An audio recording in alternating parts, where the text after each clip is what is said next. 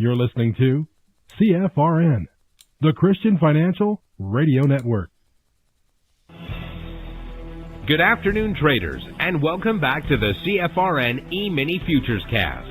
This is the daily broadcast of Indeterminate Length, where we discuss all things E-mini, along with some really big ideas on the finer points of trading gold, bonds, crude, sugar, the euro.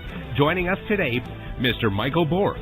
From our trading desk in Chicago, Mr. Burton Schlichter. Now, to get things started, let's go to our host and founder in Studio A, overlooking South Mountain, America's largest city park.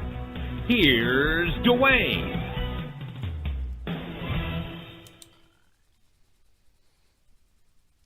Good afternoon, welcome back. Today is Friday, 24th day of January, 2025. Thanks so much for joining us. Whoever you are, wherever you are, we're just glad to have you right here, right now.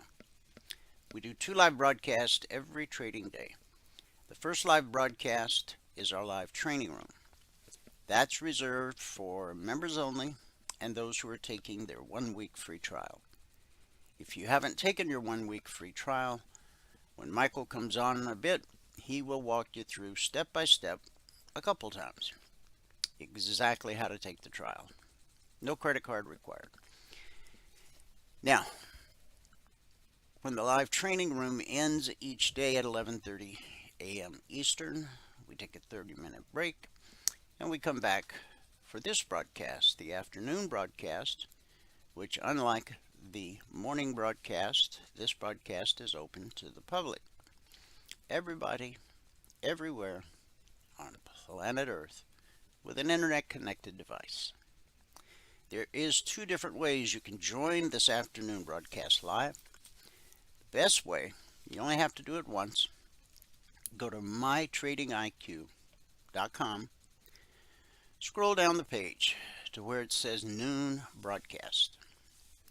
Click the link, fill out the 30-second registration form, and you're done.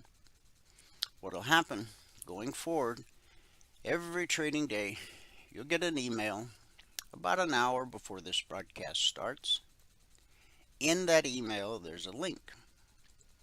So at 12 noon Eastern, all you have to do is click the link in the email, and it'll automatically log you into our platform. The benefit there is you have access to the question box so that you can ask questions and participate in the discussion. Of course, there'll be days you're out of the office, away from the desktop, but you still want to join live. And there'll be days when you're busy, can't join live, but want to get caught up later. You can do both of those via our YouTube channel, which is very easy to remember. youtube.com/CFRN. Not only do we broadcast live every trading day on our YouTube channel, as we're doing right now, simulcasting, but we also archive each and every daily broadcast. Currently, there's over 2,700 daily episodes archived for your educational and viewing pleasure. youtube.com/CFRN. And if you're new to the world of CFRN, it's a great way to get to know who we really are. Not just today, not just this week, but thanks to the power of YouTube, you can see how we've evolved over the years. You can scroll back 6 days, 6 weeks, 6 months, 6 years, even more. Obviously, you won't watch them all, but just pick some days at random, and again, you'll see how we've evolved over the years from whence we came to where we are now. Our schedule each day for the afternoon broadcast is right here, so we'll go ahead and dive right into our daily devotional. The topic that we're on, winning the war in your mind. We're on day 5 of 7. Our scripture today is Romans 12, 1 through 2. and I'm going to share it with you from the Message translation. So here's what I want you to do, God helping you. Take your everyday, ordinary life, your sleeping, eating, going to work, and walking around life, and place it before God as an offering. Embracing what God does for you is the best thing you can do for Him. Don't become so well adjusted to your culture that you fit into it without even thinking. Instead, fix your attention on God. You'll be changed from the inside out. Readily recognize what He wants from you and quickly respond to it. Unlike the culture around you, always dragging you down to its level of immaturity, God brings the best out of you, develops well-formed maturity in you. Again, Romans 12, verses 1 and 2. Winning the war in your mind. You cannot control what happens to you, but you can control how you frame it. The GOAT, greatest of all time, of reframing was the Apostle Paul. Paul had a strategic plan for advancing the gospel. Go to Rome. If he could get to Rome and preach Jesus to the leaders there, the city could become a launch pad to spread the gospel all over the world. When Paul finally got to Rome, it was not to share Jesus with government officials. He went there as a prisoner. He was locked up under house arrest, chained to a rotating contingent of guards, awaiting a possible execution. Paul prayed for an opportunity, but it wasn't happening. Paul's circumstances were out of his control. Circumstances are almost always out of our control. You've been where Paul was, figuratively. You thought, if I just get this degree, I'll get that job. You got the degree, but you didn't get the job. You planned on being married by now, but you have not found Mr. or Mrs. Right. Or you did find and marry the right person, but everything went wrong. This is not the way life was supposed to go. You've been praying for years for your prodigal child, but God has not answered that prayer. Paul was in that same situation. Circumstances he did not want and could not control. He wrote to the church at Philippi about what was happening to him. What might he have said? He could have written, "Now I want you to know, brothers and sisters, that what has happened to me, it really sucks. I wanted to spread the good news through preaching to government officials, but that didn't happen. As a result of this hell I've been through, I've decided prayer doesn't work. I'm never going back to church again." But that is not what Paul wrote. Could have been, but no. Remember, Paul couldn't control what happened to him, but he could control how he framed it. Here's what he actually wrote to the Philippians. "I want you to know, my dear brothers and sisters, that everything that has happened to me here has helped to spread the good news. For everyone here, including the whole palace guard, knows that I am in chains because of Christ. And because of my imprisonment, most of the believers here have gained confidence and boldly speak God's message without fear. That's Philippians 1:12 through 14. Paul was saying, I had a plan, but God had a better plan. This is a whole different way to advance the gospel than what I was thinking. God has blessed me with prison guards who are chained to me. They have no choice but to listen to me tell them about Jesus. These soldiers have the ear of influential leaders. And get this, every 8 hours they chain a new guard to me, and they think I'm the prisoner. Huh. God is moving. I can't wait to see what he does next. So again, you cannot control what happens to you, but you can control how you frame it. That's why this third tool to change your thinking is the reframe principle.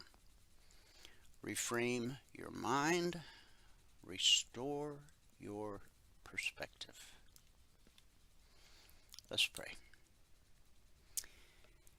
Heavenly Father, we offer our lives to you as living sacrifices, holy and pleasing in your sight.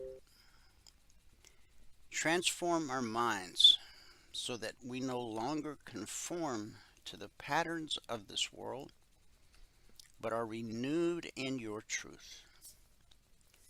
Help us to discern your good, pleasing, and perfect will, and guide us to walk in obedience and faithfulness each day. It's in Jesus' name we believe and pray. And everybody said, Amen. Amen and happy Friday. Everybody's been working for the weekend, and here it is. Let me give you the numbers from around the world. We'll start in the U.S. with the cash markets, or the indices, as they're called. Currently the Dow, which has been flying pretty high, down 70 points. The NASDAQ down 22. S&P 500 down 3. The Russell 2000 up just over 1 point. It's a pretty thin trade. Pretty quiet. In the commodity basket, crude oil down 31 cents, trading 74.31 last. Gold up $13.90, trading 27.7860 last. Silver up 33 cents, trading 31.17 last. That's a gain of a little over 1%. In the Asian markets at the close, the Nikkei dropped 26 points. Shanghai rose 22. The Hang Seng gained 365. That's almost 2%. And in the European markets at the close, FTSE down 62. The DAX down 16. The CAC up 35. So we had a mixed day in Asia. It was a mixed day for the UK. And it's a mixed Radio Friday here in the US of A, but that's only because the Russell is positive by 1.5 points. So if It drops a point and a half. Then we'll have a red radio Friday here in the US of A. But maybe it'll be the Russell that leads us out of the slump to the upside. We'll know pretty soon. Let's look at the news. The remaining classified files related to the 1963 assassination of President John F. Kennedy will be made public in the near future following an executive order from President Trump yesterday. Government documents pertaining to the 1968 assassinations of Senator Robert F. Kennedy and Reverend Martin Luther King Jr. will also be reviewed for eventual release. Congress mandated in 1992 that files related to the killing of the country's 35th president be declassified by 2017.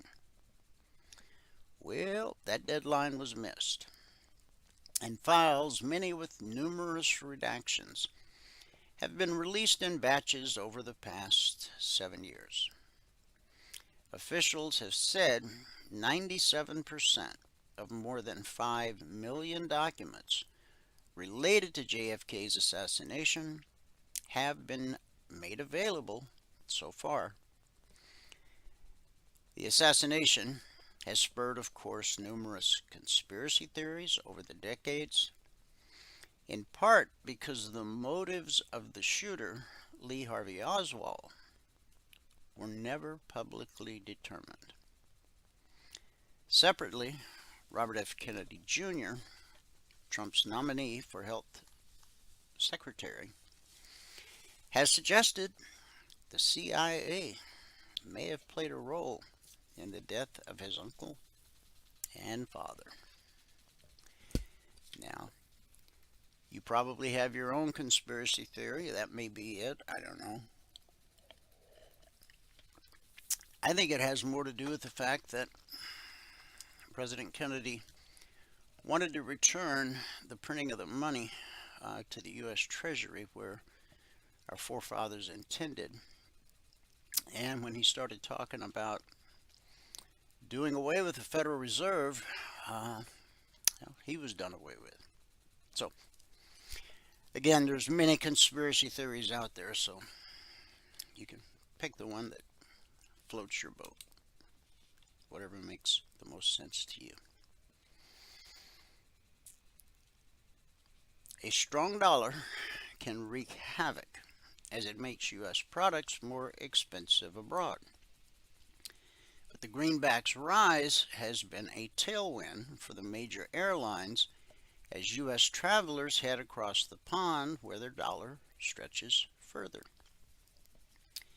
Europe is an incredibly screaming buy as a tourist destination, according to Delta President Glenn Honstein.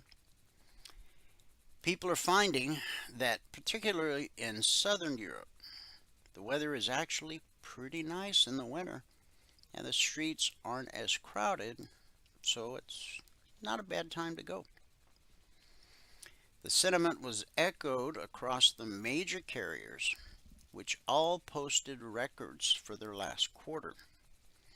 Shares of both United Airlines and Delta hit all-time highs earlier this week, while American Airlines fell on a weak outlook as the carrier continues to reverse a corporate sales strategy and combat higher non-fuel cost. But even the laggard among the big three airlines noted the joys of a strong greenback. We'll talk more about that in a minute. In fact, from Bloomberg, traders looking to sell the world's reserve currency are far more common than thought, even as the dollar's dominance rips across markets, according to Morgan Stanley. While dollar bulls are numerous and perhaps most vocal in expressing their views, there seems to be a more silent plurality of investors looking to sell the dollar instead.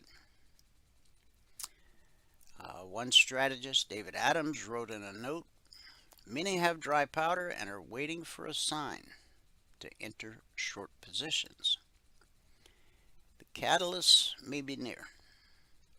Inflation data leading into March may bolster the chance of a Federal Reserve rate cut, while lengthier fiscal negotiations by Congress could disappoint dollar bulls. The strategists expect a more benign outcome in trade policy, which could also weigh on the dollar, according to his notes. Morgan Stanley's forecast for the greenback is one of the most bearish among strategists surveyed by Bloomberg. Adams sees the U.S. dollar index sliding to 105 by the end of the first quarter and 101 by year end, compared with the median forecast of 108.7 and 106.9.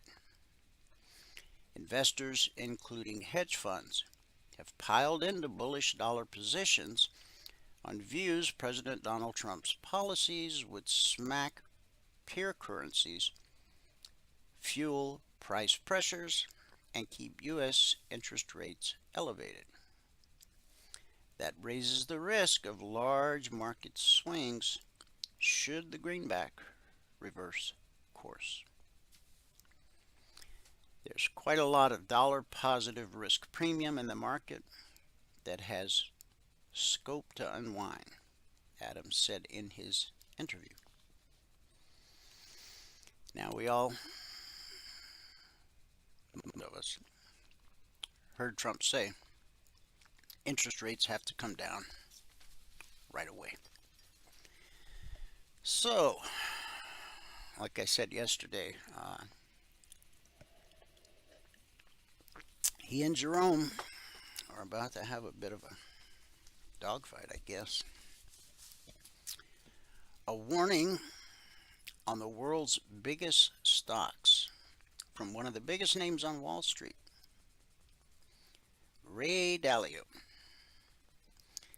I think it depends on what stocks. Yes, the leading stocks, they're expensive.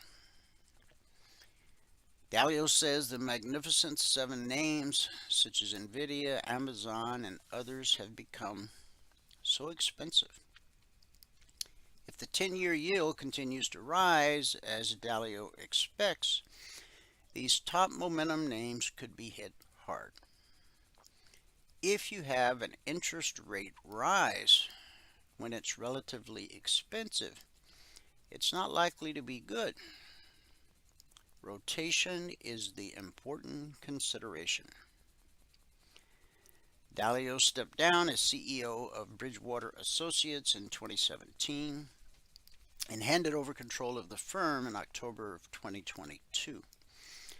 His current role with the firm includes mentoring the committee that has oversight over the company's investment strategies. The investment veteran, with an estimated net worth of $14 billion, is no stranger to making against the grain market and economic calls. Some have panned out, others not yet, some not at all.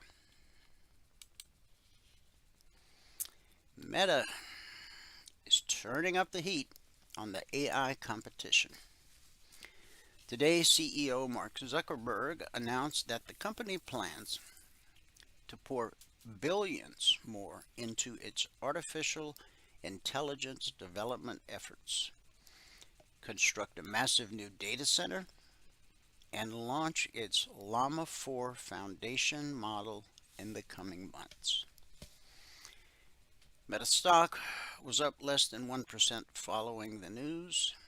It's now up $11.44, almost 2%. In a Facebook post, Zuckerberg said the company will significantly ramp up its capital expenditures, saying Meta will pour 60 to 65 billion into these expansion plans. That's an enormous increase from the 38 billion to 40 billion that the company said it planned to spend during its 2024 fiscal year. Meta will report earnings on January 29th, just a few days. Sales of existing homes in the U.S. fell last year to the lowest level in almost 3 decades, as sky-high home prices and elevated mortgage rates squeezed homebuyers. Sales of previously owned homes, which make up the vast majority of the market, totaled 4.06 million in 2024, according to the National Association of Realtors. That's the lowest level since 1995, and slightly below 2023's similarly anemic levels. The average rate on a conventional 30-year fixed mortgage reached a peak of 7.2% last year, after briefly slipping to nearly 6%. It has ratcheted up in recent weeks, reaching 7.04% last week and ticking down to 6.96% this week, according to Freddie Mac. The median price of an existing home, meanwhile, has climbed for 18 months straight, reaching a record high of $407,500 in 2024. In December, the median price was $404,400.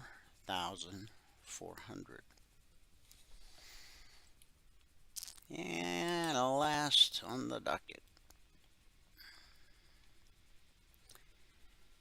oil is headed for its first weekly decline this year after President Donald Trump threatened trade wars and demanded that OPEC lower crude prices. West Texas Intermediate edged lower to trade near 74 a barrel after Russian President Vladimir Putin reiterated he's open to discussing Ukraine and oil prices with Trump. Earlier this week, Trump had threatened more penalties on Moscow if Putin doesn't make a deal to end the prolonged war in Ukraine. Recently imposed U.S. sanctions on Russia's oil have been tightening the global market, and loosening them may increase supplies available to customers in Asia, which have been scrambling to seek alternatives. The sanctions were introduced before Trump took office to boost Ukraine's leverage in possible peace negotiations. President Trump did an interview earlier this week with Sean Hannity. If you haven't watched that interview, it's available in 2 parts. Probably somewhere on the YouTube you can find it all stitched together. But it's amazing how cool, calm, and collected he is. He'll answer any question from anybody on any subject without flinching. He's so comfortable in his own skin. And remember, the first time he became president was, well, his first time. This time, he's had 4 years to think about what he did right, what he did wrong, what he could do better. And we're watching it all unfold right now. Promises made, promises kept. Well, that's the deal. On the news, let's take a look at Logic 247. It's our 24/7 around the clock E-mini alert service. Not just E-minis, but also crude, gold, silver, bonds. We're currently in week 338. Over the last 338 weeks, we've issued over 18,900 individual handcrafted alerts. And we've averaged on a weekly basis 20% or less being stopped out based on market structure and a very simple process that we teach all of our passport holders in their one-on-one mentoring sessions. This was a holiday week and the markets were fairly quiet, so we only issued a total of 30 alerts, and typically we're at somewhere between 50 and 75 on average. There have been weeks where the market was so active we had 100, or I think just over 100 alerts, but this week it's 30. And when Valerie did the recap this morning at 6:30 a.m. Eastern, we were still waiting on the outcome of 7, so that gave us 22 actionable alerts, with 1 or 5% being stopped out, again based on market structure. And that simple process we teach all of our passport holders in their one-on-one mentoring sessions. Now, each logic alert has an entry price, an initial target that's designed to help you get your goal for the day, and then in many cases additional targets, and then a final trade to target. The logic alerts can come out anytime around the clock, 2 a.m. or 2 p.m. Futures trade around the clock. We have traders around the globe. Our day session is their night session, and vice versa. Now, the purpose of the logic alerts is to help you to learn how to read a chart. You bring up any alert and a 30-minute chart.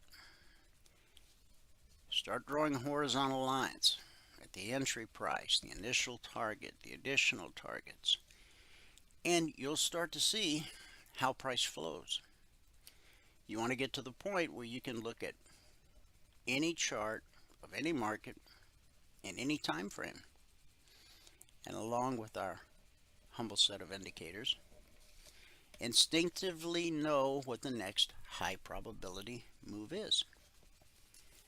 Now keep in mind, if you're striving for that 100% holy grail where you never get stopped out again, that's a very painful and expensive past.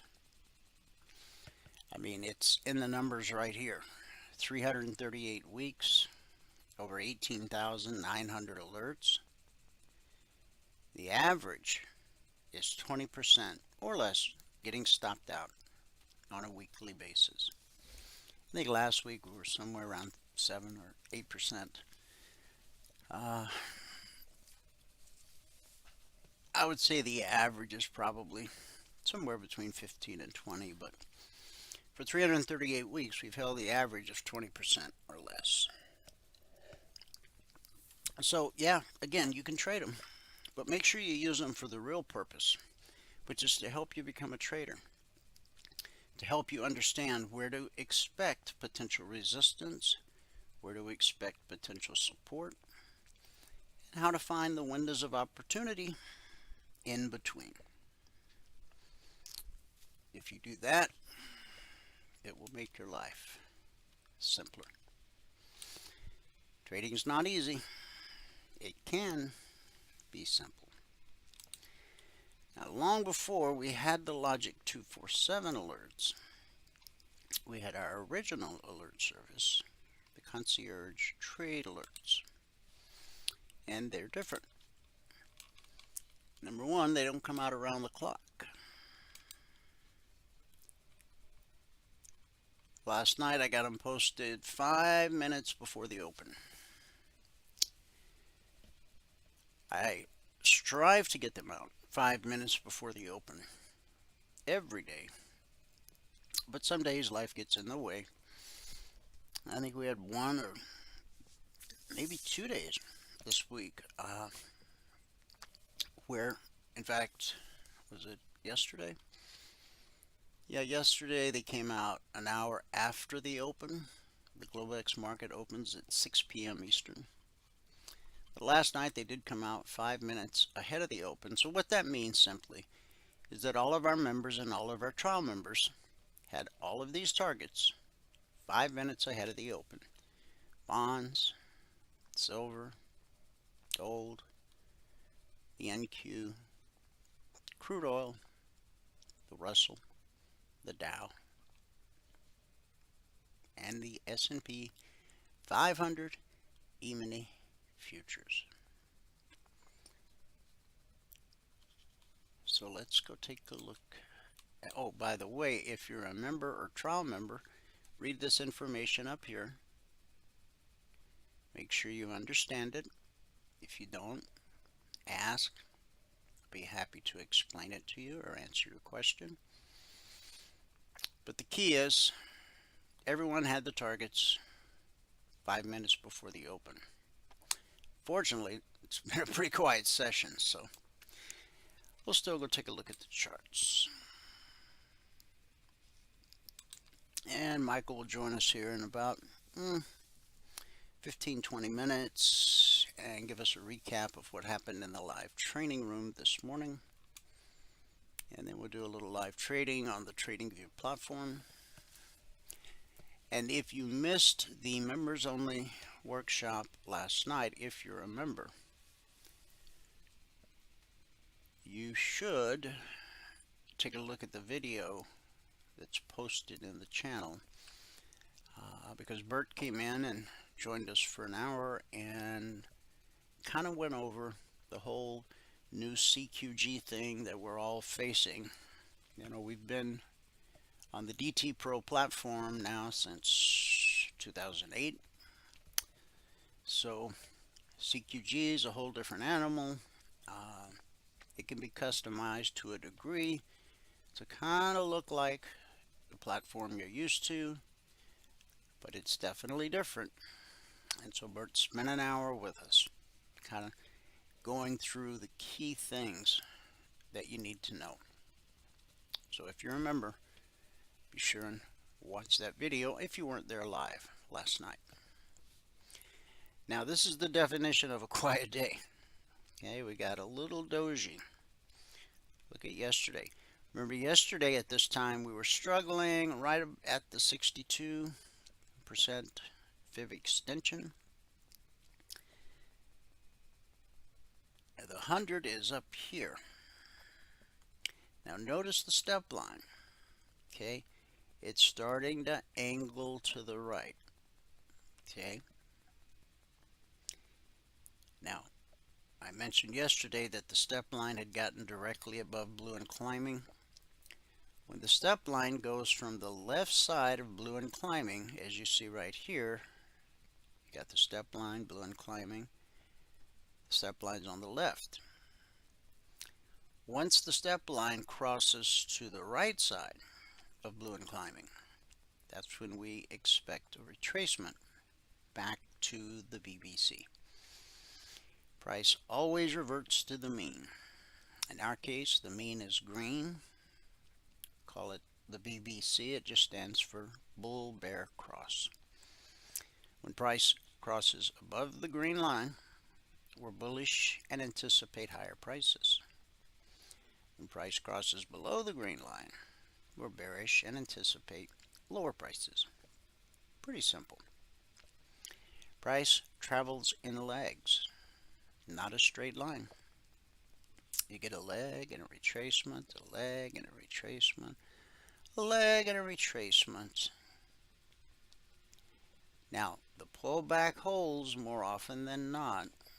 You can see it, whether you're pulling up from below or pulling down from above. But eventually, it will trade through. It keeps the markets fluid and tradable.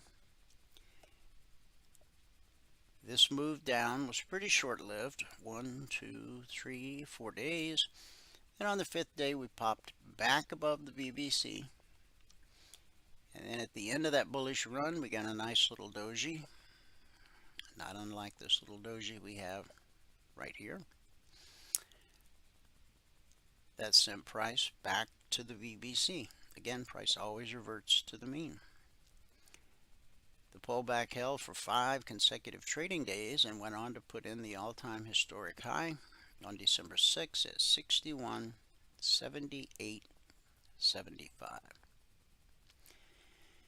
Then blue and climbing got directly above price.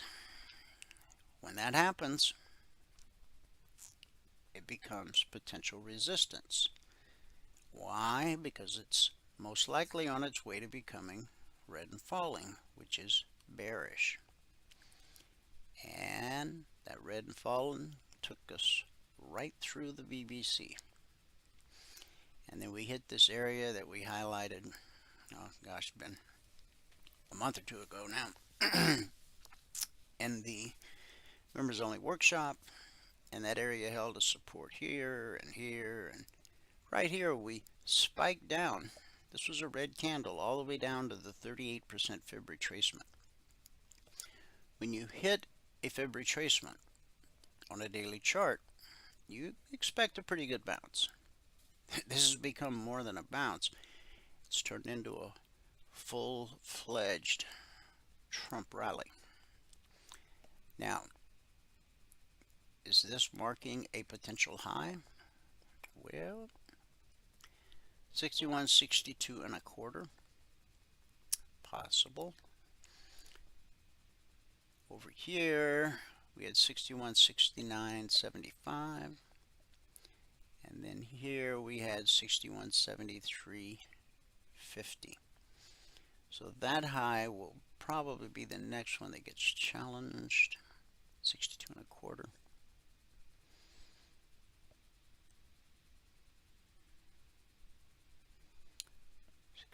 And a quarter, 63.75, and then this one is 69.75, and we're currently sitting at 48.75, but the high of the session has been 62 and a quarter. So a doji represents indecision. Institutional traders, the ones who actually move price because of their account size and the size they trade in, they look at daily, weekly, and monthly charts the way you and I look at 30-minute charts, 5-minute charts, tick charts, and range charts. It has everything to do with account size. I encourage you, whether you trade futures or stocks, crypto, Forex, ETFs, whatever the case, just spend 2 minutes each day before you start trading with the daily chart of whatever it is you're about to trade and see what the deep pockets are up to. As you can see, they're not up to much. Now, this session began last night at 6 p.m. Eastern. We got a low at 61.39 and a high at 61.62. Okay, so that's not nothing. But if you look at these other candles that led the way up, now it's a Friday, so if the institutional traders aren't comfortable carrying this long position home over the weekend, we may see a retracement begin as we head into the close today. Now, whereas the 62% fib extension was resistance on the way up, if we start to retrace, it becomes potential support. And then you got the step line, the 50% fib extension, blue and climbing, and then the daily BBC. Remember, price always reverts to the mean, whether it's pulling from above or below. The pullback holds more often than it doesn't. Even when it spikes it like this, like on this day, it had a green candle all the way up to the top of that wick. but by the close of the session at 5 p.m. Eastern, it was right back down to the BBC. And that took us ultimately down to this low at the 38% fib retracement. So try it. Whatever you trade, just have a look at the daily chart for a couple minutes before you start trading and see if that doesn't add a little spice to your day. Now, like today, what's the reading? Well, it's neutral. That's what a doji is, and it's a sign of indecision. So if institutions hit pause on the buy side for very long, price is going to start dropping. It takes financial commitment for price to rise, but all it takes for price to fall is for those institutional traders to, like I say, hit pause on the buy side. And they're not going to throw good money after bad. If they're buying and they can't move price, guess what? They're going to stop buying.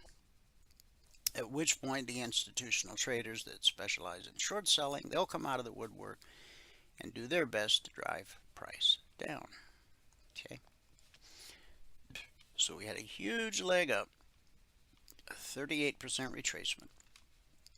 And now we're within striking distance of the all-time historic high. Where we at? 61.48.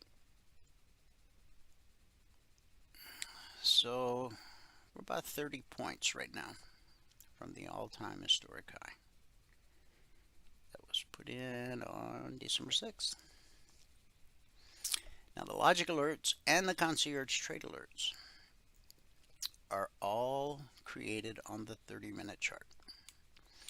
Nothing magical about 30 minutes. It's just the time frame I chose years ago. And they say if it's not broke, leave it alone. And so that's what I've done. As you can see, when price retraces to the BBC, whether it's from above or below, okay, the pullback holds more often than not. And then eventually it will trade through. So we caught a big rally yesterday going into the close, and then we kind of opened with a whimper, ran up to blue and climbing, which was directly above price. That became resistance as it turned to red and falling, walked us back down to the BBC, got a leg, again a retracement, and then we got a leg. We didn't quite make it all the way to the, what was the high there, 62.25. Yeah, we got up to 62.25, so we came within 3 ticks of the long target. No reason to be concerned about the short target because we never got below the BBC. As long as we're above the BBC, we anticipate higher prices. Once price gets below the BBC, we anticipate lower prices. Above the BBC, higher prices. So we did do a lot of consolidation here, but we never really broke below it. Now we've pulled back right now to the BBC, so this is yet another test. And price is kind of trapped here. The BBC represents support, and blue and climbing, because it's directly above the current candle, represents potential resistance. If we break through there, then we've got potential resistance here, here, at the high of this red candle, and then at the high of the session. If we trade through the BBC, then you have to look left to see where the market may find potential support. The first spot I would look is right here. That covers this whole area right here. And then you got this one little outlier here. And then you got to look back to yesterday. Okay. Potential support there, there, there. And then down here you've got the bullish cross. That's when the blue line gets above the green line. When you have a bullish cross that leads to an extended move, the first time price revisits that area will almost always be good support. So if we don't get down there today, remember that on Sunday night. Bullish cross right here. Okay. All right. So that's what a quiet sideways market looks like. Kind of like the Dow. We opened with price trapped, resistance overhead, support below. We headed sideways until we ran into red and falling, and that took us down to the BBC and through. We got a leg and a retracement. The pullback held, and that sent us a little bit lower. Plenty of room to get your goal for the day. And then we've just kind of meandered sideways. Just not much happening. Look at yesterday. Look at that rally that kicked in yesterday afternoon. That was pretty powerful. Saw it in the ES, saw it on the Dow. Typically, the four major indices are going to look pretty much the same. The Russell. Here's the open. Okay. Made a run at the long target. This candle opened at 27.5 and made it up to 29.5. So I mean, there were just that little candle there was enough to get your goal for the day. But mostly you just had some quiet consolidation. We finally dropped below the BBC, came down, tagged the target to the tick.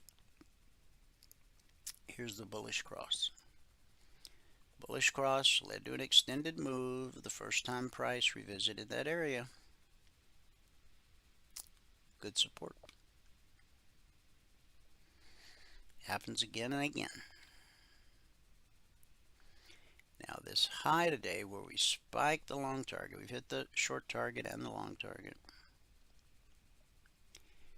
This high, okay, this is Friday, the vertical lines separate today, Friday, here's Thursday, here's Wednesday.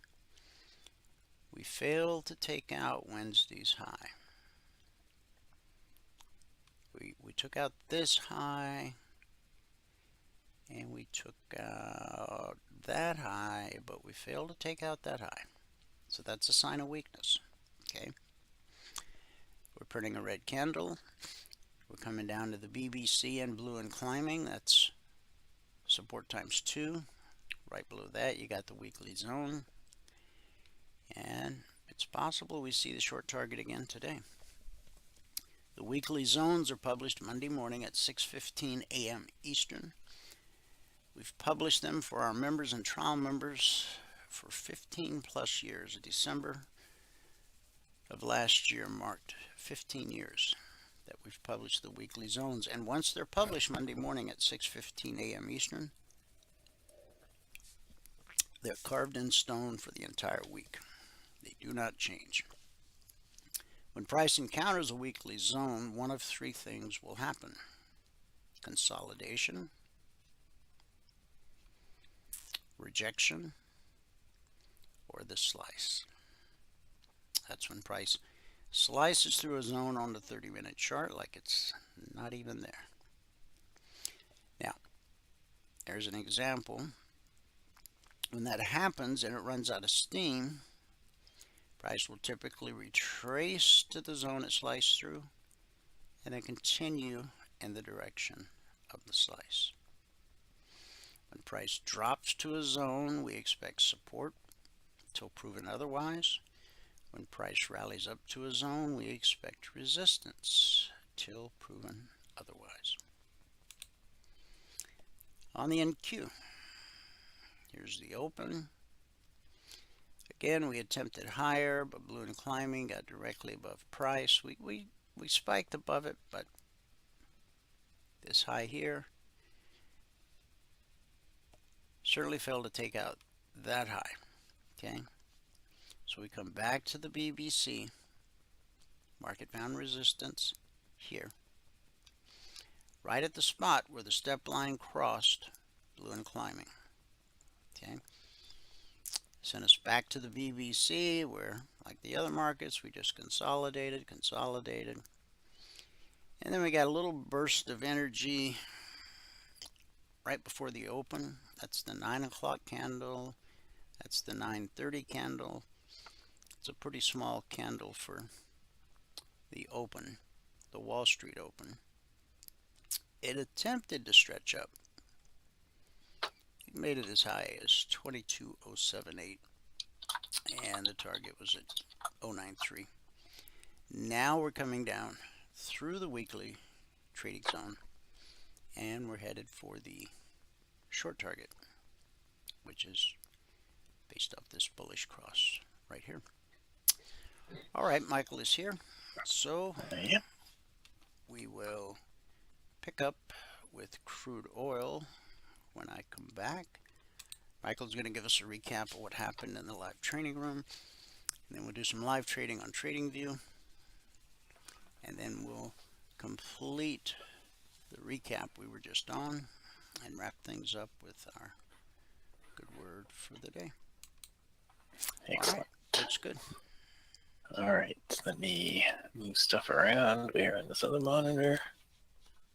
Just close that, minimize that, close that. All right, there we go. We're good. All right. Good afternoon, everyone. Happy Friday. Today is Friday, the 24th day of January 2025. Now, if you've not taken a free trial with us and you want to, go here to mytradingiq.com, click on this button right here. It says sign up for your free 5-day training now, 9:15 to 11:30. If you click on that, there is no credit card required for the trial. All right, click on that. It's going to bring it to, hang on, this is the old registration page. Now, if you click on that, it's going to bring it to this registration page, which set you up for next week, a full 5-day week next week. Yay. I'll set you up for next week. All we ask for is your name, your email, your phone number. Then down here, there are 5 multiple choice questions. All right, answer those questions. And if you have a Ninja Trader and you want to use your Ninja charts, give us your machine ID. All right, now we don't have all the indicators that we use in here on TradingView on Ninja Trader, but you still might want the Ninja charts. If you do, give us your machine ID and we'll set you up with Ninja Trader. Okay, otherwise, give us your TradingView login ID. We need that TradingView login ID to get your indicators indicating on your desktop so you can get this stuff down here. This is only on TradingView, okay? And that's primarily what we're using in the morning. All right, spreadsheet. We had a pretty good day today. We got the goal for the day on the very first trade, so that was good. It's always good to make the goal for the day on the first trade. Why is that the wrong color? I'll come back to that. Anyway, if you're going to read the spreadsheet, you have to read all the CFTC risk disclosures down at the bottom. Today is the 24th day of January, as I said. We're up 268 ticks on the NQ, 14 ticks on the Russell, 26 ticks on gold, and 2 ticks on the ES with 1 contract. Right, that puts us at $1,695 per contract on the morning session. Today it took 1 minute and 1 trade to get to $1,000. So we'd taken our very first trade. I think we took it at 924, I think, 924, 925, and we got filled. It was a gold trade. We got 10 ticks on the very first gold trade. Anyway, and we took a total of 31 trades this morning. So on the month now, we're at $26,032. That is our best month ever. Over 15 business days, averaging $1,735 per day. The year is the same stuff. If you're doing the 24/20 blueprint, where you quit trading when you get your goal for the day, and you add 1 contract per month, so far this month, you would have only had to work 1.35 hours and you would have made $2,727 with 1 contract. Okay, it's a pretty good hourly rate. The hourly rate actually works out to $2,020 because it was a little more than 1 hour. 1.35 hours, $2,020 per hour is what it would be. All right, let's get into the trades we took and didn't take and all that stuff. The gold, Let's see, we can see the whole day right here. If I crunch it up just a little bit, you can see the whole day right here. So we had a few trades there on gold. Our very first one was right here, as I said, was at 924. We got 10 ticks profit on that one. Then the one after that was right here. We got 7 ticks profit on that, so we're at plus 17. Then the next one we took was right here. We stopped out on. That put us back down to 2. Then we had a plus 4 to get us to 6, another plus 5 to get us to 11. Then a plus 5 to get us to 16. Then a plus 10 to get us to 26. And then I forgot to enter that one in, whatever that was. It was some extra on gold. We had a break even, and another break even, and another break even. And it looks like that's all we ended up with on gold. Now, it doesn't look like there were a bunch of trades here during the break, so I'll go over them quickly. All right. There was a long trade from the open to this bar that gave some good profit before it went down, but it did end up going back up. So it wouldn't have stopped you out. It would have taken, well, if you would have gotten it on the very first, if you would have taken profit on the very first bar, then that would have been good. There was a trade here that I missed that worked out. A trade here that I missed that worked out. During the break, there was a nice trade right there that I missed that worked out. There was a trade right over here that, again, this is a 9-tick range. You bump your stop to break even after 5 ticks in profit. It went from the open up 9 ticks and then came back down. So you had a chance to get some profit or a break even. In here, nice trade. In here, the open of this bar right here is where you would have been buying. So it pulled back a little bit before it made that nice move up. Now, while it was doing that, it gave a short right here. The short would have stopped you out right here. It would have been minus 15 ticks on that short. Okay, if you didn't stay in the long and ignore the short, you would have stopped out if you just took the short. And that was it for the rule. All right, so there's some really good opportunity today on the gold, and we ended up doing pretty well. That we're up 26 ticks. Did have one stop out in there though. All right, so on the Russell, this is the whole Russell day right here. We had a break even, then we had a plus 30, then we had a plus 9, then we had a break even, another break even, and then we stopped out. Okay, so we went from 39 down to 14 after that 25 tick stop out right there. And I started doing the lesson plan right in here, and you can see the Russell has pretty much stopped moving. You know, from here to here, this whole hour, it's hard to get any, well, it's got some good movement, but it didn't have enough to give any trade setups. You know, we like it when it's choppy like this. This is what I was going over in the session today. All right. That was the Russell. Now the ES, we had a few trades on the ES, not too many. This is the whole day on the ES right here. We started out with a plus 4, then we had a plus 2. That got us to 6. Then we had another plus 4 that got us to 10.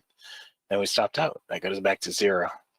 Right here we had another plus 2 and a break even. So we ended up with just 2 on the ES this morning. There weren't a ton of trades on the ES. You know, even during the break, there was a short right here that went, you know, these are 7-tick range bars. If I double click on this, you'll see the bars are spread out a little better. But there was a short right here on this one. No, that's not the one we took, sorry. A short right here on this one that went about 6 ticks into profit. You bumped the stop to break even after 4 before it pulled back. And there was a long right here on this one. This is probably the best ES trade all day. It was the long right here on this one, went about 10 ticks. The ES just wasn't giving it up too much. There was one more right here that I just noticed right here. That leg up, that was probably another 10 ticks right there. And that was it on the ES. There weren't a ton of trades. We ended up with 2 ticks. That was it, just 2. The NQ, we switched back to the 50 range on the NQ today. And the NQ did pretty well on the 50 range. You can see a lot of blue. None blue, no red, and not even any yellow. There should be one yellow in there somewhere, I think. I thought we had one break-even trade. 1, 2, 3, 4, 5, 6, 7, 8. 1, 2, 3, 4, 5, 6, 7, 8. Yeah, that's right. Okay, I show 8 trades, and there's 8 listed. All right, so the way it started out, on our first NQ trade, we picked up 24. Then we got another 20 to get to 44. Then we got whatever we needed to get up to 92. Then we went to 124. Then we picked up 4 to go to 128. Then went from 128 to 160. Then 160 to 192, 192 to 240. And there's actually another one in here where we went from 240 to 268. I don't know where that one was, but we went from 240 to 268 in there somewhere. So that was it on the NQ. During the break, it looks like during the break there was one trade right here that would have stopped out. and one trade right here. Now, if you had a 60 tick stop on this and you got the exact entry at 82.25, it pulled back to 68. That's 14 ticks. It's got to go 15 to actually stop you out. So I don't know that it went 5 ticks into profit to get you back to break even. Probably would have stopped out on that. This would have been a nice profitable trade right here. Now remember, these are 50 tick range bars. So every single bar going from top to bottom is a lot of movement in price. You know, I didn't get any 75 tick trades today. I got half of that. Probably 4 times. I got half of that. But that's the way it was today. Right? The last couple of days have been a little bit shaky. The markets haven't had as much movement as they'd had, you know, leading up to and since the election and since the inauguration and all that stuff. But it's all good. So let's bring it back here and we'll see what's happening here. I kind of want to jump all the way out here and see what's going on with this. Hoping one of these days I'm going to look at this and it's going to be like, you know, $3,000. But it's not. The Bitcoin is having a good day. All right, they moved up pretty well today, and the XRP, which is the other one that we have right over here, is moving up pretty well. Talk about to look at those.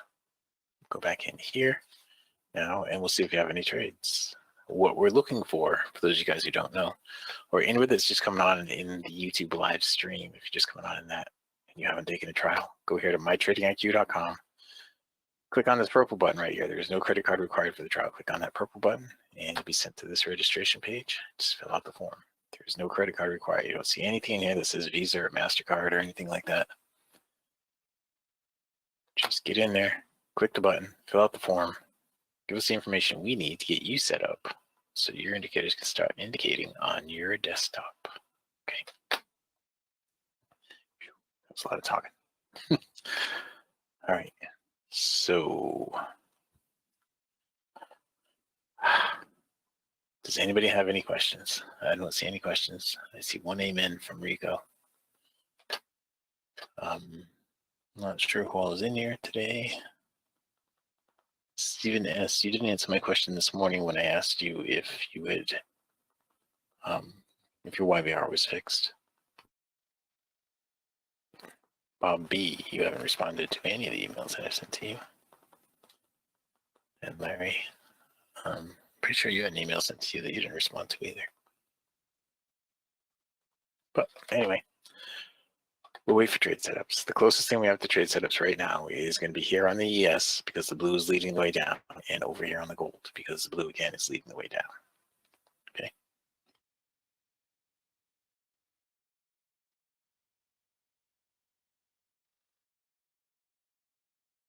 David W., did you get to your number yet today?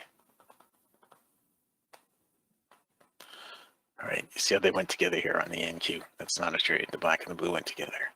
Here on the ES, that is a trade right there on the ES. So I'll buy ES right here. Just did. Here it is. I just bought it. Now we are in a bit of a downtrend here on the ES. We're in some chop, which is good. But you see how we got just a tiny bit lower than that right there. So if we were to get a 50% retracement, put us at 4150. 4150 right there. That'd be okay. I take that. We're at the low of the day right here. Is the low of the day. I just put it in. Okay, we'll see if we get a little bounce off the low of the day and we can take some profit on this. See, the blue led into the overbought right there. Our stop is 10 ticks away. So this is all that we're looking for. Okay. Nothing here, nothing here. And that's it.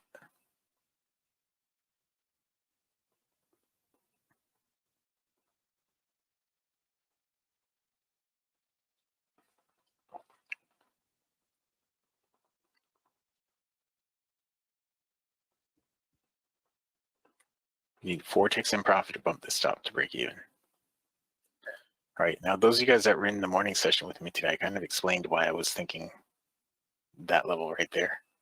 Right, the DOM kind of supports it. The number is pretty big right there in the DOM, but it's also pretty big right down here.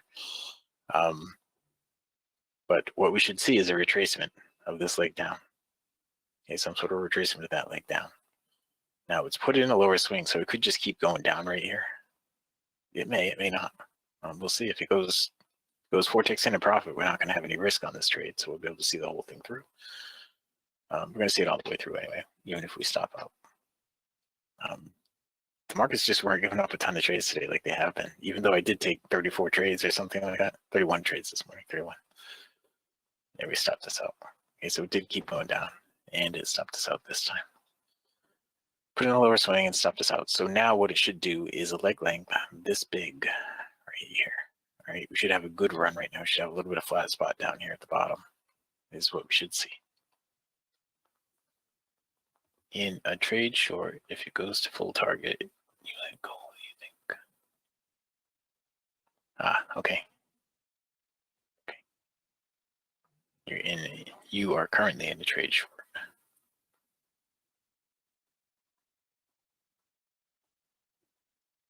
On the NQ, I'm guessing.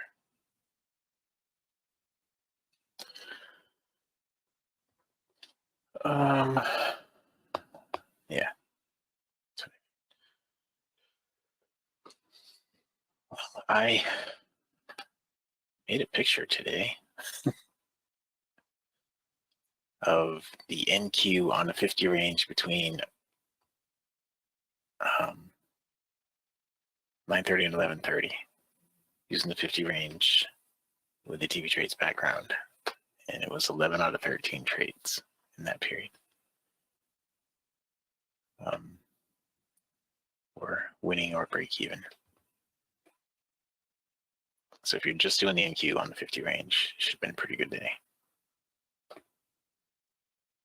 And the NQ was our big winner today. No, it usually is our big winner, but yesterday gold was a big winner, and I started a new collection of sheets, so I don't know all the prior days. I'd have to go and see. Guess we can just go over here and look, right? Gold was a big winner yesterday, and the day before that, the Russell, that's 60. I'm sorry, 12 on that's 150, and 65 on this is 135. So I guess the ES was a big winner on that day. The NQ was a big winner that day. ES was a big winner that day. Gold, big winner on, well, actually, the ES was 1250 tick. It was pretty close. They're about tied.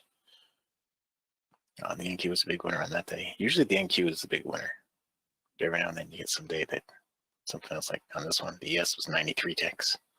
The NQ was 157. It was a pretty good day. But all right, so we're getting a pullback, and there was actually just a short here on the ES now. Now that we stopped out on the last trade that we took, the long trade that we took back here, stopped us out, and now it's got a short trade from right in here. We don't have anything over here on the Russell because that's not new or sold. We don't have anything over here on the NQ yet. Okay.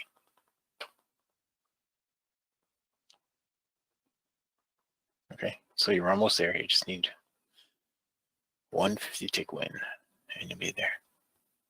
On the ES, there were 2 short trades around 1300 right before my stop out. Were there? Oh, you're asking, were there? Let's go look at that. All right, so what you're looking for here, Larry, is for the blue to get into the overbought without the black. All right, so there was a long trade right here. I'll put this on the actual entry bar was that, okay? This one right here that I took and stopped out on, the black was down there with it. I didn't really notice that. The black was down there with it. I probably shouldn't have done that. That was kind of a mistake. This over here, right over here, was on that bar right there, you would have shorted. On this bar right here, you would have gone long. And I see the black and the blue are right together on that. I mean, you can argue that, when it was actually doing it, it might have looked like the blue was by itself in the overbought, kind of like that last one that did down here. We would have shorted right in there, and you could have shorted this bar right here too. That would have stopped you out. All right, this one didn't go up high enough to give you the short. This one, the black was with it, so it was no short. But those are the trades that triggered. This one right here was a trigger. This one right here was a long. This one right here, short. This one right here, short. And that one, the entry would have been right here. So that would have definitely stopped you out. You would definitely hit -10 on that one. Okay, and this one right here, a long from right there. This one right here, the short that I took that I just stopped out on, I don't know why.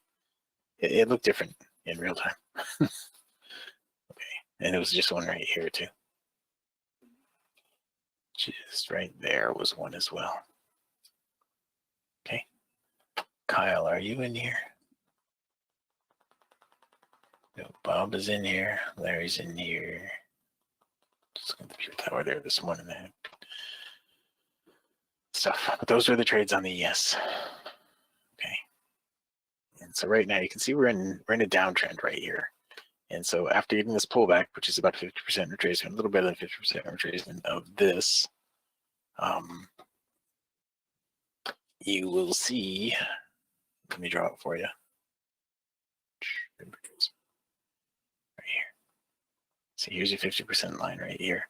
So what should it do? It should do this right here. Okay. Do it all over again. That's almost the slope that it should be at. You know, that's about the slope it should be. Be something like that right there. Okay, if I were to slope this over to the other side like that,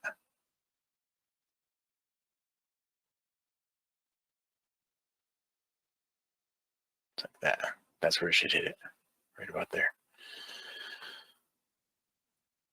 You see that? That's pretty cool. I don't think I've ever done that.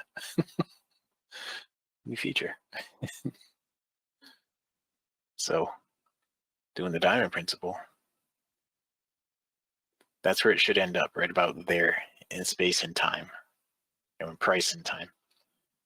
But it's not necessarily going to go straight down there. You know, the bars go up and down like this, so it might go down like this, and then pull back up like that, and then go down like this, and then pull back up like that, and then go down like that.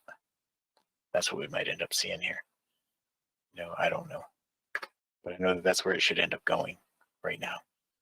And David, that would probably hit your target, right? If it went down that far. Well, you're not in that one. You're in the NQ. But if the NQ went down like that, do the same thing over here in the NQ. You know, the same thing. We can do it right here. We'll do the fib retracement, right? So this was the move down,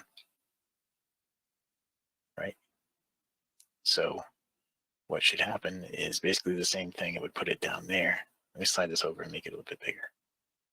Okay, what should happen is it should put it right about there. But if you bring this over and you look at the angle going up, it's a pretty steep angle going down. So it should be right about here in this time frame, right here. Okay, that's what it should do. So we can mark that, basically saying the same thing. This period right here is where it should go, right? That spot. But because it's going down, it'll probably go down, then go up, and then go down, and then go up, and then go down. Something like that. Right? There's no guarantee it's going to go straight down like that. But the way it is with the bars, it'll look kind of like that, I think.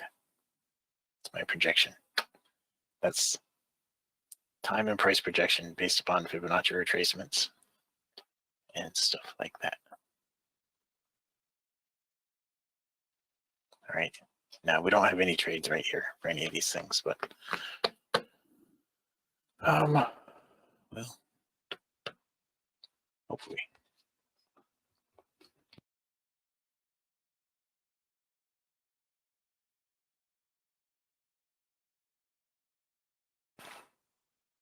Hopefully.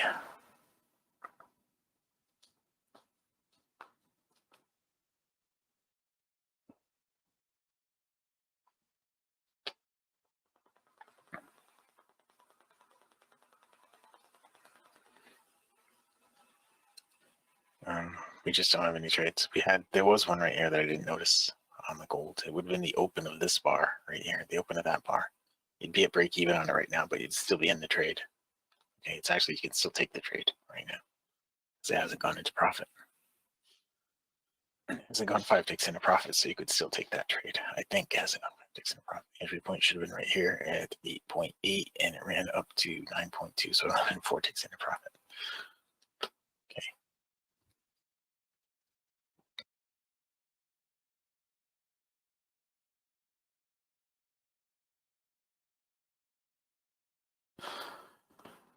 All right, so it is 1:21. We have 9 minutes left in here, guys. 9 glorious minutes. This was just a trade here, along right there, the open of that bar. Now it's back up to the swing high, so we'll see where it's going to go from there. Right, the NQ didn't give us another opportunity to enter, but the ES did.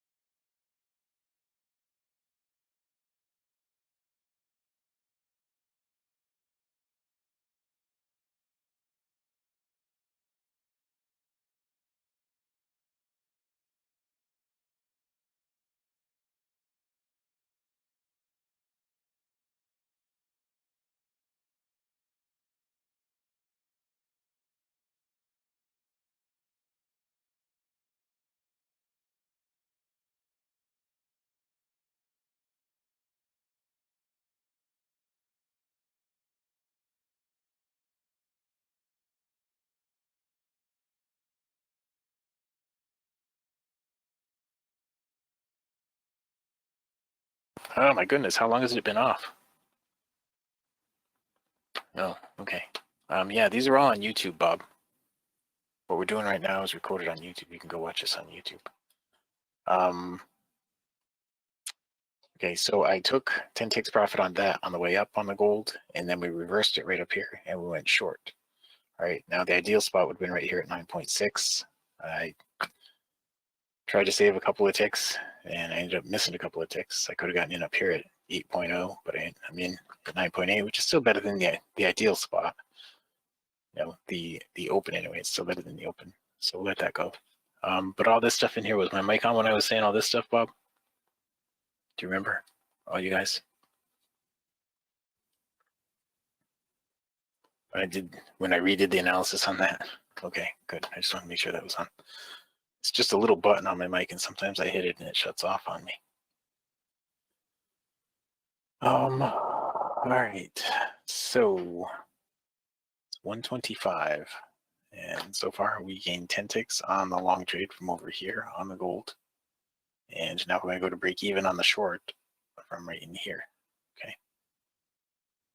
And now we're going to lock in 5 on the gold. That's $500 on the gold right there. It's $1,000. There it is. So with 10 contracts on here on the gold, trading it up and back down, I just made $2,000. Okay. We went long there. And we went short here. That's with 10 contracts on. With 1 contract on, it's $200. That is very good money for the couple of minutes that I was in that. There's a long here on the ES right where it is. The blue led into the oversold. Now that's going to look a lot different. Is my order? I'm not filled yet. That's going to look a lot. No, I got to cancel it. That's. I guess I don't. The ideal entry point would have been right here at 38.50. So it gets up to 39.50, then I'll cancel it.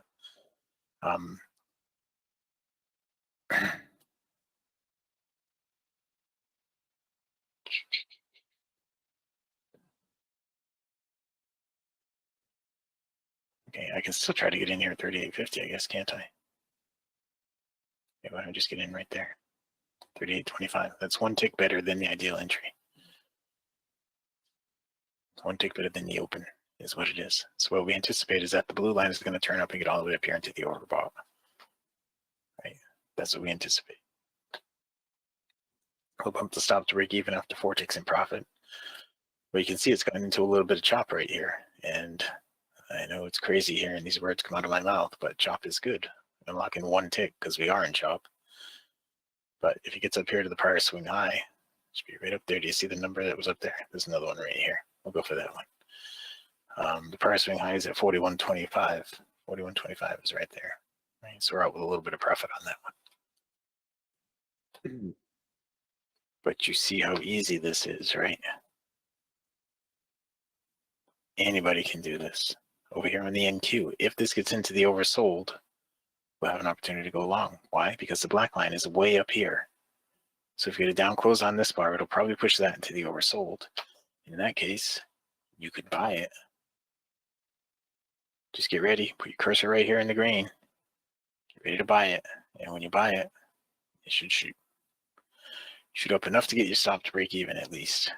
And on the NQ, to get the stop to break even, it's got to go 20 ticks on a 50 range. Okay. Bob B. If you go to CFRN YouTube, youtube.com/CFRN is where these are posted every day, these afternoon sessions. There's years and years of them posted there. Thousands of them.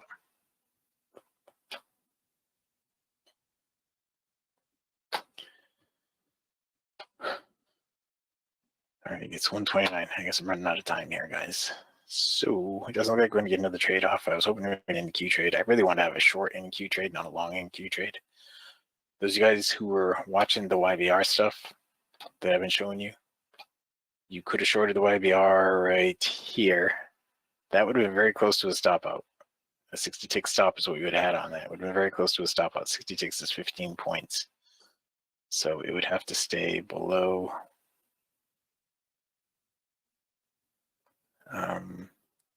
95 plus 20. Have to stay below 15, right? Hey, I'm Martin, sorry, it'd have to stay below 10. Yes, Dwayne. there's a question from somebody watching on YouTube. Would you show how, just like you were trying to do with the NQ right there, would you show how you get filled at the open of the next candle? Sure. By simply positioning your cursor above price for a long. Right here, you go like price. this, watch. Yeah. There it is. I just got filled on the NQ. The NQ just gave us a long trade, and I just got filled on the NQ. My stop's going to break even, and now I will lock in 12 ticks. So I have 12 ticks locked in. If it does run up here, right? Now I was really looking for the short on the NQ, not the long, but you see how I did that? It got into the oversold, so I had an opportunity to enter, and I just put it in the green and clicked. When you put it in the green and click, the way this DOM is set up, it's going to automatically fill you at the best bid or ask, depending upon whether You don't have to go find the exact number and click on it and say buy at this price. Right. You can. Like I could have said, okay, well, I want to buy right here at 29.25, and then went in here and found 29.25 and done that. And by the I time could you have do done that, that. the market is probably Yeah. ran You can see the far market's away. already 60 ticks away. Yeah. But that's all you have to do, And usually, because usually the market is going in one direction, like the indicator is going in one direction. When you pop on a trade going in the other direction, like right here is going down. You wanted to see it close down to put you into the oversold, and you wanted to go long when it got into the oversold. As soon as it got into the oversold, you wanted to go long. So you just have to be ready to go long. Just put your cursor over the green, and when you see it closes down, bang, you hit it, and it's going to throw you into the trade, right? At the best bid in that case, right? Like right now, if the blue were leading up into the overbought, I'd have my cursor right here in the red.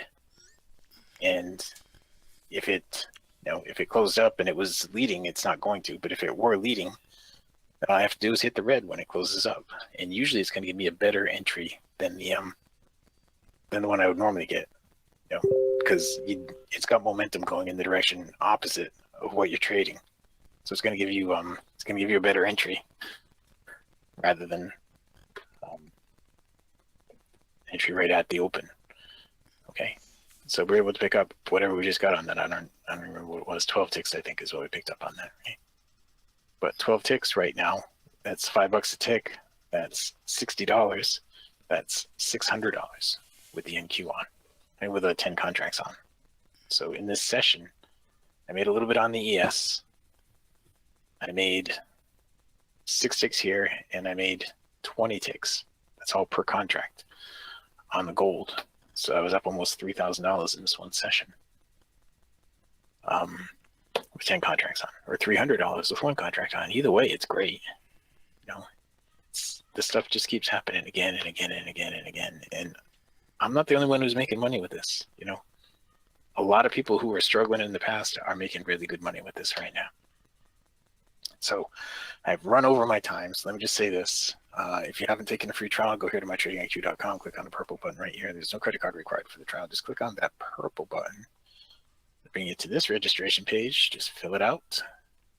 Multiple choice questions down here at the bottom. Give us your machine ID if you have NinjaTrader and you want Ninja charts. Give us your TradingView login ID. All right. If you don't have a TradingView login ID, get one. Go here to trading platforms, mytradingiq.com. Click on trading platforms. Watch this little 2-minute video, 3-minute video. Click on this button right here. It's going to bring you to this page. Click on monthly. Get the essential. If you want just 2 charts, you can get the essential. You'll have 5 layouts and 2 charts. Okay, do that, and we'll be able to get you started. All right, that's all you need to do. You don't have to pay the $14.95 a month. It's a 30-day free trial with that. You do have to pay $7 a month for free data. I mean, not free data, for live data. $7. There's another one right here on the NQ. $7 a month for the live data. Okay, that's all I have to do. All right. All right, and that's it. With that, I can pass it back up to fabulous Phoenix, Arizona, in Studio A, overlooking South Mountain, America's largest city park. Dwayne, if you are ready. Yep. I am. Excellent. Okay. Recap of the morning session. Today took 1 minute, 1 trade to get to $1,000 with 10 contracts on. Good job.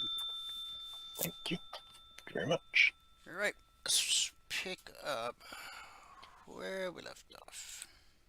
Crude oil. Okay. We talked earlier about crude having a down week, and as you can see, here's the last 3 days that you're looking at. Here's the open last night. Price came down to the zone, found support. It also spiked it a little bit, hit red and falling, so we expect that to be support. Sends us up to the BVC along with blue and climbing. We consolidate a little bit, and then we get that bullish cross where the blue line gets above the green line, and then that takes us all the way up to right here.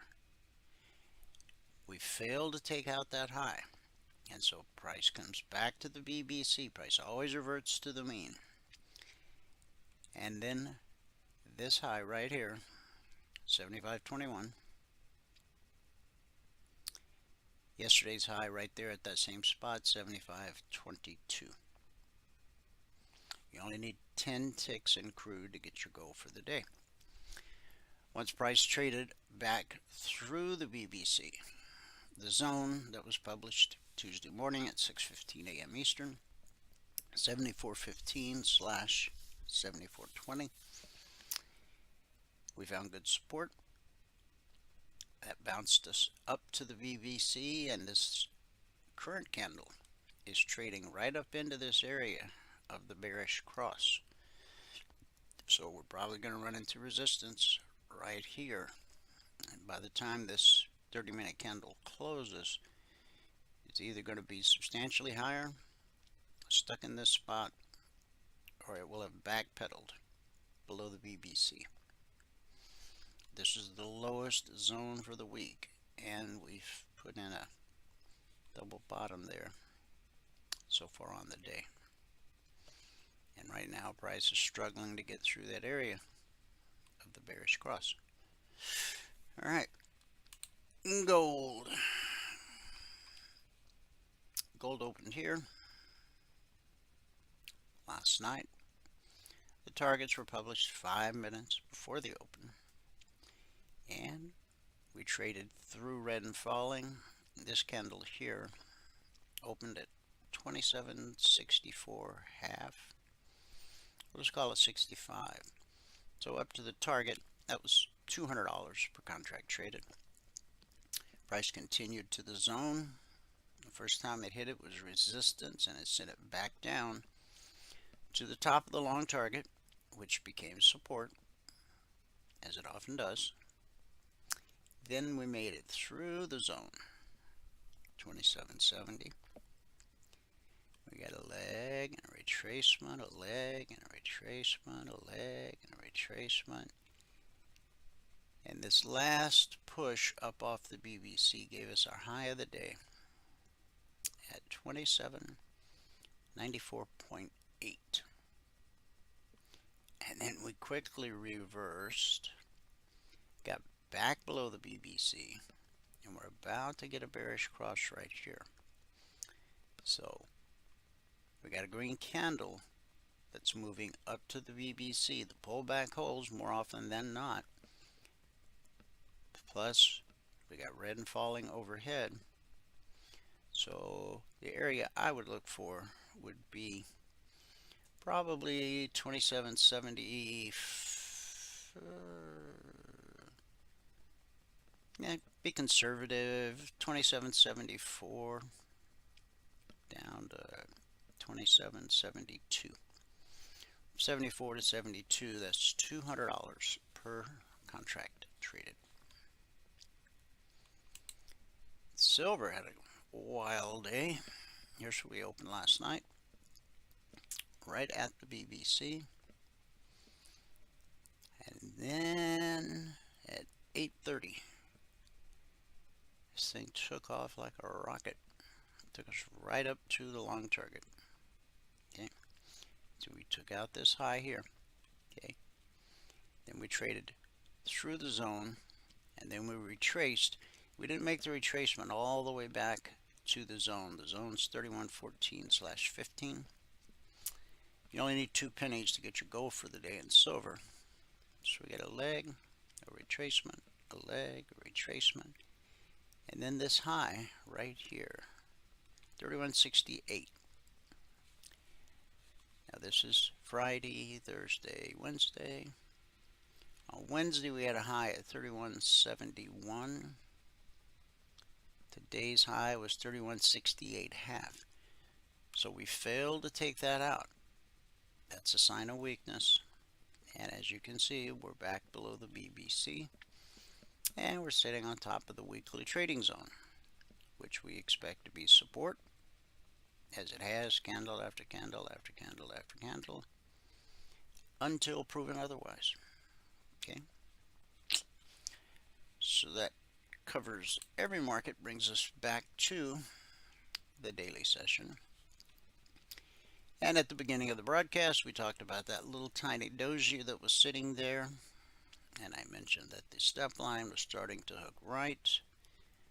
So I said it would not surprise me as we head into the close for price to backpedal. Okay. We no longer have a doji. Price came back to where the market opened, and we've now traded below it. Now I also said that where the 62% fib extension was resistance on the way up on Wednesday. And it was yesterday for quite a while, and then we finally broke. We had that late afternoon rally that pushed it higher. As price comes down, you expect the 62 to be potential support, then the step line, then the 50, then blue and climbing, then the 38, and then the daily BBC. Now, it's not going to do all of that in one day. But at the beginning of the broadcast, we talked about the high that was in place is 62.25 might potentially be the high of the day. And kind of looks like it's shaping up to do exactly that. Keep in mind all of this information when the market's open Sunday night. To become a member, send an email to support@cfrn.net. In the subject line, put "I'd like to become a member." In the body of the email, put your name, your phone number. I'm not going to call you, but we'll send you an email that explains what it means to become a passport holder. And if you want to become a passport holder, you can then click the link in the email. And once you become a passport holder, then you'll get a volley of emails that have all kinds of information, all kinds of links. Put them in a folder somewhere. Don't lose them. You won't understand everything that's in the emails initially, but as you begin your training, it'll make sense, and you'll have all that information at your fingertips.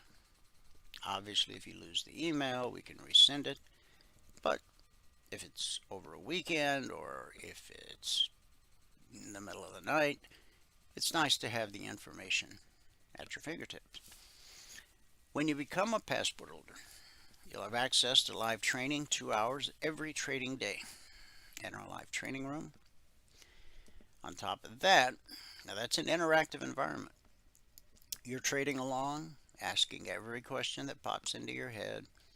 The methodology is pretty simple, so it won't be too long before you run out of questions. You also have access to private one-on-one mentoring.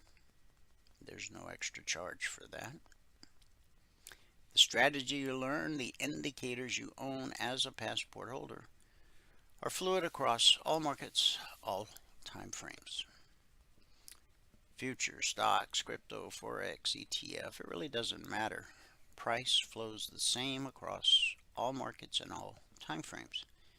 From support to resistance, back to support, back to resistance, over and over, again and again. It's a never-ending cycle. That cycle's been in place since the inception of the markets and will remain in place till the markets cease to exist. Why? Because that's how markets work. As a passport holder, you'll also get the Logic 247 alerts around the clock. You'll get the concierge trade alerts every evening the second they're published. Monday mornings, you'll get the weekly trading zones at 6:15 a.m. Eastern. And you'll be able to attend the members only workshop every Thursday night. It's everything a trader needs, all under one roof, one low price. Plus, you get the golden key to the private Telegram channels. We have public Telegram channels, we have private Telegram channels. When you become a passport holder, you have unfettered access to everything. All of it. So let's wrap it up and head into the weekend with our good word for the day. Yesterday we talked about guarding against envy and jealousy. Today, stop and ask for directions. John 16:13. The Spirit of truth will lead you and tell you what is to come. Making decisions without seeking God's guidance is like trying to fly without radar and a compass. You can do what makes sense based on your past knowledge and experience, but what looks right can end up destroying what's most important to you. The Bible says even the most profound human thinking is foolish to God. 1 Corinthians 1:18. He alone knows the way, and he wants to get ahead of you. It's a mistake to assume that every opportunity that comes along is from God. Paul says, Satan changes himself to look like an angel of light.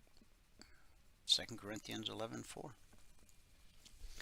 And while his invitations are packaged to look like he has your best interest at heart, his way invariably leads to ruin. John 8:44.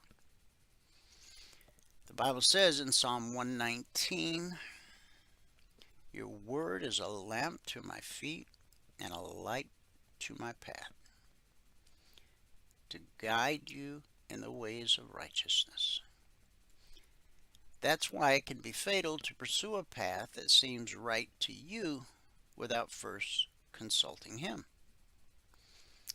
Jesus said in John 16:13, when the Spirit of truth comes, he will lead you into all truth. He will not speak his own words, but only what he hears, and he will tell you what is to come. The truth is that most of us don't naturally seek God. It's only as his Spirit speaks to our hearts that we start desiring his will.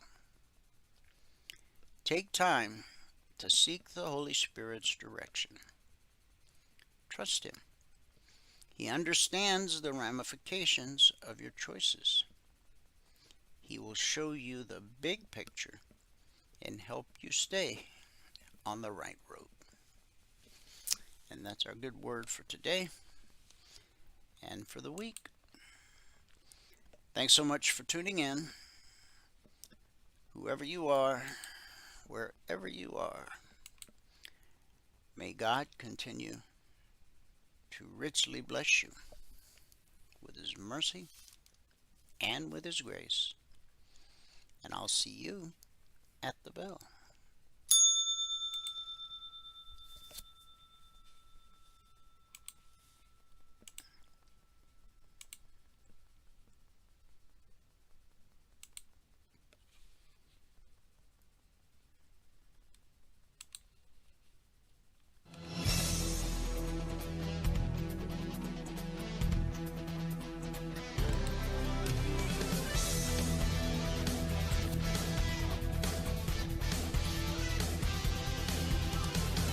Remember this, there is no greater return on investment than to see a human life changed and given hope. As always, pray hard and trade safe. Any financial information discussed on this show is simply the opinion of our host, Dwayne Reeves, his co-hosts, and guests. To learn more about trading E-mini futures or to take a 1-week free trial in our live trading room, call 1-866-928-3310. 866-928-3310. Information discussed on this radio program should not be construed as a recommendation to buy or sell any security. Always do your own due diligence and consult with a licensed securities broker or financial planner before making any investment decision.